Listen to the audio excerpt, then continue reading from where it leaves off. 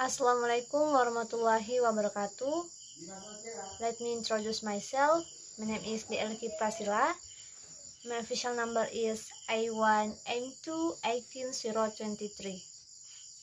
Okay, this video I'm going to tell you about language. Okay, talking about language, sometimes we need to define it. In this regard, we may ask questions such as what is language, or what do you know about language? One person answer may be different from another.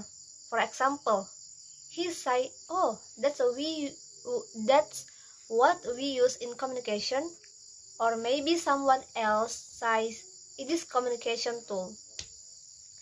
If the definition is seen from the study of language, then the definition is still lacking.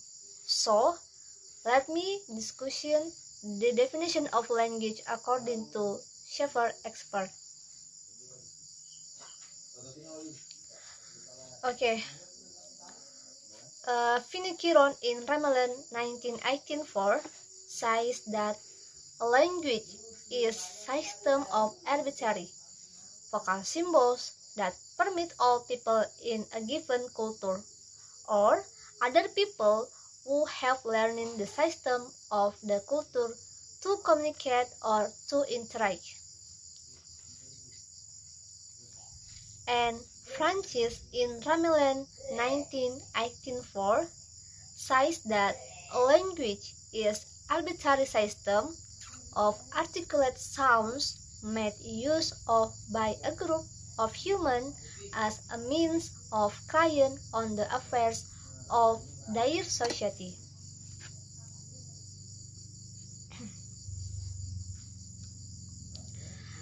Besides on the definition of a language above, we say that a language a means of communication. But if the definition of language is used in the study of language, we must include the other means of communication.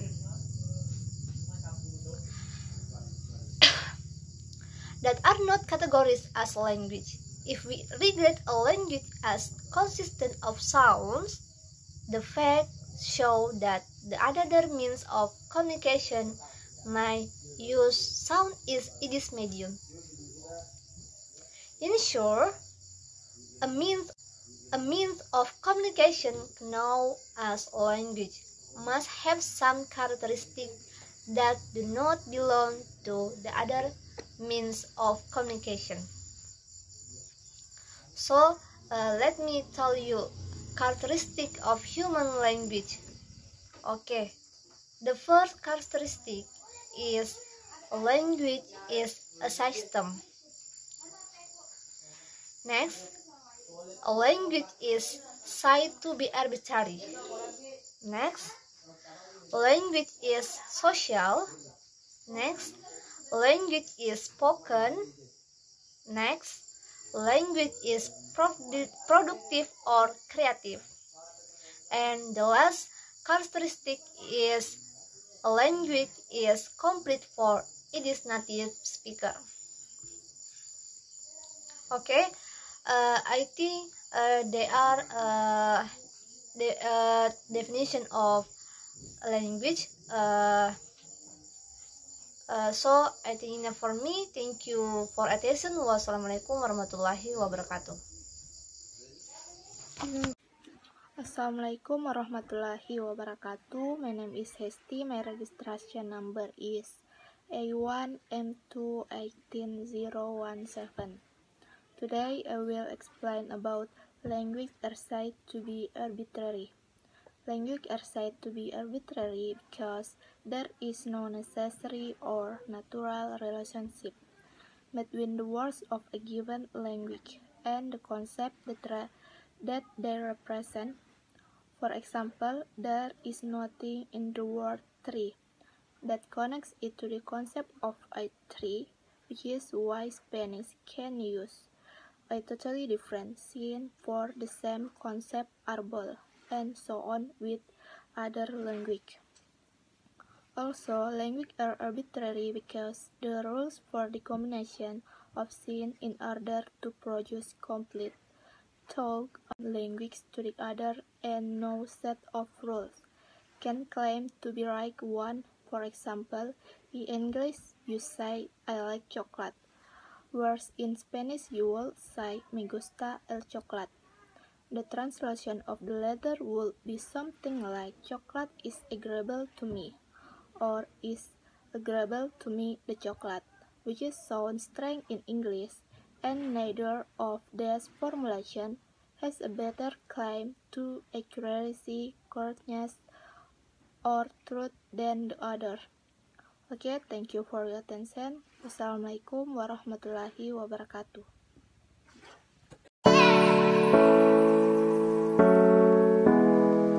Assalamualaikum warahmatullahi wabarakatuh. My name is Oktaviani Achmad. My registration number is A1M218035. Okay, I'm explain about definition of culture according to expert.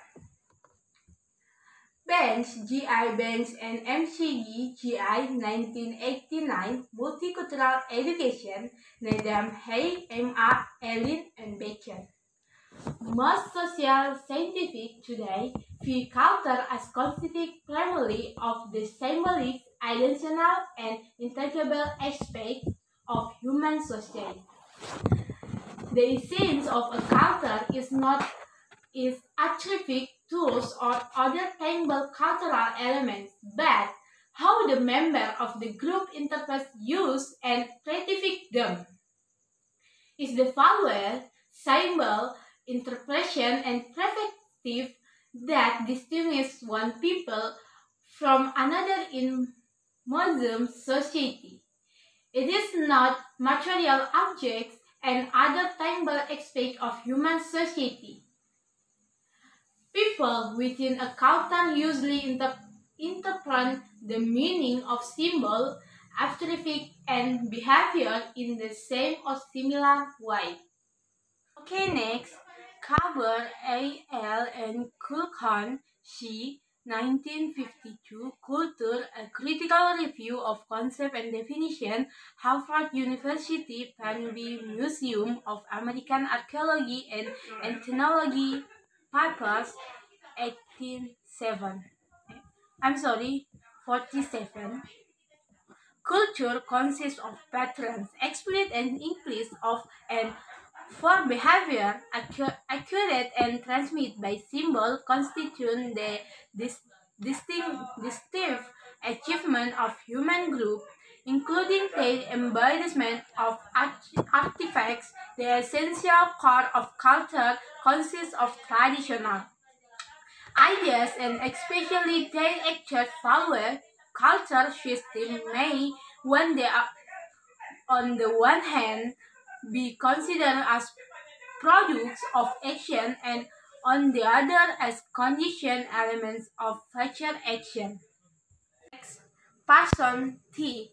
1949, Essay in Sociological Theory, Glencoe, I.L. Culture consists in those patterns relative to behavior and the products of human action which may be inherited, that is, passed on from generation to generation independently of the biological genes. Page 8. According to A.B. Taylor, culture is that complex worldwide which, including knowledge, belief, art, moral, law, costume, and other capability and habits acquired by man as a member of society. Next, Damon L. 1987, Cultural Learning, the 50 Dimension on the Language Classroom Reading, MR Edition Wilson.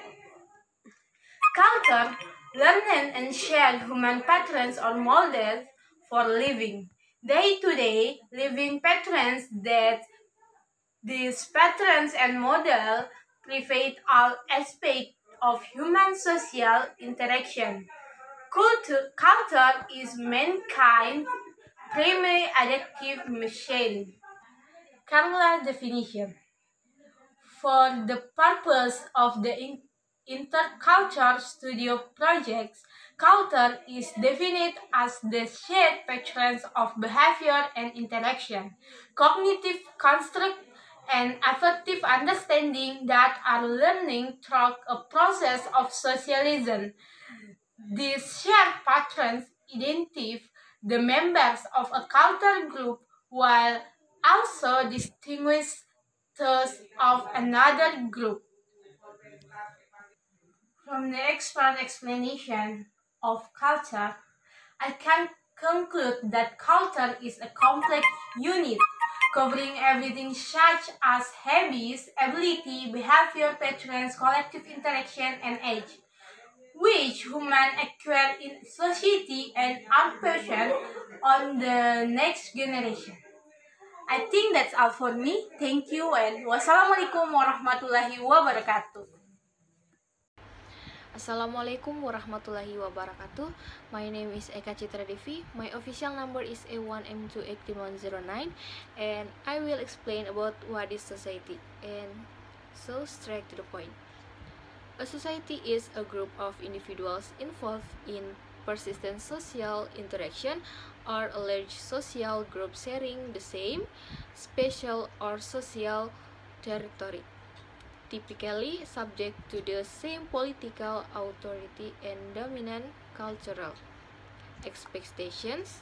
Societies are characterized by pattern or of relationships, social relations between individuals who share a distinctive culture and institutions. A given society may be described as the sum total of such relationships among its constituents of members. In the social sciences, a larger society often exhibits stratification or dominance patterns in subgroups. Societies construct patterns of behavior by deeming certain actions or speech as acceptable or unacceptable. These patterns of behavior within a given society are known as society norms. Societies and their norms undergo gradual and perpetual changes. Insofar as it is collaborative, a society can enable its members to benefit in ways that would otherwise be difficult on an individual basis. But individual and social common benefits can thus be distinguished or in many cases found to overlap. A society can also consist of like-minded people governed by their own norms and values within a dominant larger society. This is sometimes referred to as a subculture, a term used extensively within criminology and also applied to distinctive subsections of a larger society. More broadly, and especially within structuralists, to a society may be illustrated as an economic, social, industrial, or cultural infrastructure made up of yet distinct from a varied collection of individuals. In this regard, society can mean the objective relationships people have with the material world and with other people rather than other people beyond the individual and their familiar social environment. I think that's all. Thank you and Assalamualaikum warahmatullahi wabarakatuh. Assalamualaikum warahmatullahi wabarakatuh. My name is Rifda, Sherlian, Cahyani, and my registration number is A1M28111. So today I will explain my materials about culture and society. Culture and society are not the same things. While culture are complex of learned behavior patterns and perception, society are groups of interact organisms. People are not the only animals that have society. school office, flock of birds, and hive office are society. In the case of human, however, society are groups of people who directly or indirectly interact with each other. People in human society also generally perceive that their society is distinct from other society in terms of shared tradition and expectation. While human society and culture are not the same thing, they are inscribably connected because culture is created and transmitted to others in society. Culture are not the product of lone individuals. They are the continuously evolving product of people interacting with each other. Culture patterns such as language and politics make no sense except in terms of the interaction of people. If you were the only human on earth, if you were the only human in earth, there would be no need to language or government. Culture function for the society. Culture has every large function for humans and society, the kind of force that have to be in the community and its members are like force of nature or other force within society itself that are not always okay. Humans and society also need stratification both in spiritual and material fields. Most of the needs of the community above are fulfilled by the culture that comes from the community itself. Culture regulates that people can understand how to act determine their attitude, when they deal with other people. If humans live alone, that not other human feel disturbed by their action, but everyone, whatever his life, he will always create habits for themselves. I think enough for me. Thanks very much for watching. I close by saying wassalamualaikum warahmatullahi wabarakatuh. Hi, my name is Lutfia Ihwani Umar and my official number is A1M218065. So today I'm going to talk about, is culture limited to humans? Well, there is a difference of opinion in the behavioral sciences about whether or not we are the only animal that creates and uses culture. The answer to this question depends on how narrow culture is defined. If it is used broadly to refer to a complex of learned behavior patterns, then it is clear that we are not alone in creating and using culture. Many other animal species teach their young what they themselves learn in order to survive. This is especially true of the chimpanzees and other relatively intelligent apes and monkeys. While chimpanzees' mothers typically teach their children about several hundred food and medicinal plants, and their children also have to learn about the dominance hierarchy and the social rules within their communities. As males become teenagers, they acquire hunting skills from adults. Females have to learn how to nurse and care for their babies. Chimpanzees even have to learn such basic skills as how to perform sexual intercourse. This knowledge is not hardwired into their brains of birth. They are all learned patterns of behavior just as they are for humans. So, on the other hand, in 1960s, there's a new linguistic school of thought was developed as a reaction towards the structuralism which is called social linguistics, introduced by some prominent linguists such as Joshua Fishman, Josh Compers, Charles Ferguson, and etc., and an anthropologist like Del Himes. So this school of thought considers that language and society can never be understood and studied fully without understanding its social and cultural context. Language is not merely a means of communication, but also an instrument and establish social and cultural relationship, and that to speak the language is seen as a cultural event. From here, pragmatics was also developed. The more systematic and wider way to investigate language as the speech of human groups dates to 1960s when social linguistics came into existence as a new discipline. Some call it as an interdisciplinary linguistic. Others call it as the sociology of language, linguistic plus and an opposite of theoretical linguistics.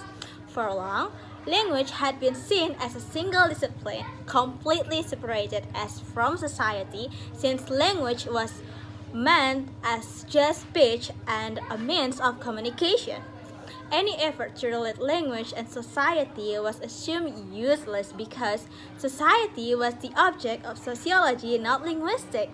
Consequently, new approaches in language investigation, language learning, and teaching were also developed with their new theoretical considerations. For example, social structure may either influence or determine linguistic structure and or behavior. Certain evidence can be added here to support this view. The age grading phenomenon, young children speak differently from older children, and in turn, children speak differently from mature adults. Studies which show that the varieties of language that speakers are used reflect their regional, social, or ethnic origin and possibly even their sex. Other studies also show that particular ways of speaking, choices of words, and even rules of conversing are determined by certain social requirements. In short, one's of social identity can be seen from the way he or she speaks and his or her choices of words. The second possible relationship is opposed for the first one, that is linguistic structure and our behavior might either influence or determine social structure. As the view behind Worfian hypothesis, the third possible relationship is the influence is bidirectional, that is language and society may influence each other. A variant of this approach is that this influence is dialectical in nature. In a Marxian perspective, it can be stated that speech behavior and social behavior are in a state of constant interaction, and that material living conditions are an important factor on the relationship. Seeing the relationship between language and society as stated should lead to the understanding that social linguistics is not merely a mixing of linguistics and sociology which takes concepts and findings from the two disciplines and attempts to relate them through correlation, techniques, or in any other simple way. Heim said in Word How in 1986, mentioned that a mechanical amalgamation of standard linguistics and standard sociology is not likely to suffice, in that adding speechless sociology or a sociology-free linguistic may miss entirely what is important in the relationship between language and society. Thank you. Okay. Assalamualaikum warahmatullahi wabarakatuh. My name is Sakinah Rine and my registration number is A1M218019. And here I will explain about why culture limited language. So let's start it. In 1916, a new linguistic school of thought was developed as a reaction toward the structuralism which is called sociolinguistics. This school of thought considers that language and society are related. This means that language can never be understood and studied fully without understanding in the social and cultural context. Language is not merely a means of communication, but also an instrument to show human social identity and establish social and cultural relationship, and that to speak the language is seen as a cultural event. From here, pragmatics was also developed. The more systematic and wider way to investigate language as the speech of human groups dates to 1916, when sociolinguistics come into existence as a new discipline. Some call it as interdisciplinary linguistics. Others call it as a sociology of language, linguistic plus an opposite of theoretical linguistics. For long, language had been seen as a single discipline, completely separate from society, since language was meant as just speech and a means of communication. Any effort to relate language and society was assumed useless, because society was the object of sociology, not linguistics. Consequently, new approaches in language investigation, language learning and teaching were also developed with their new theoretical consideration. For example, social structure might either influence or determine linguistic structure and or behavior. Certain evidence can be added here to support this view.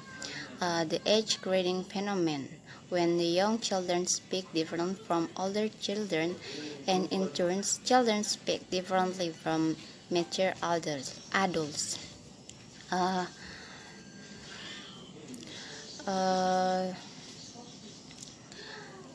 A study which showed that varieties of language that speakers use reflect their regional, social, or ethnic origin, and possibly even their sex. Other studies also show that a particular way of speaking, choices of words, and even rules for conversing are determined by certain social requirements. In short, one's social identity can be seen from the way he or she speaks and his or her choice of words. The second possible relationship is opposite to first one, that is linguistic or structure or behavior might either influence or determine social structure, as the view behind Whorfian hypothesis. The third possible relationship is the influence is bidirectional, that is, a language and society might influence each other. A variant of this approach is that influence is dialectical in nature. In a Marxian perspective, it can be stated that speech, behavior, and dialect and social behavior are in set or constant interaction, and that material living conditions are an important factor in the relationship. Seeing the relation between language and society as that should lead to the understanding that sociolinguistics is not merely a mixing of linguistics and sociology, which take concept and finding from two disciplines and attempts to relate them through correlation, technical or in any other simple way. Hymnes in Wordau 1986 mentioned that a mechanical amalgamation of standard linguistics and standard sociology is not likely to suffice, in that adding and speechless sociology to sociology-free linguistics might miss entirely what is important in the relationship between language and society. Okay, I think that's all that I can explain why culture limited language. I hope you can understand, and thank you very much for watching.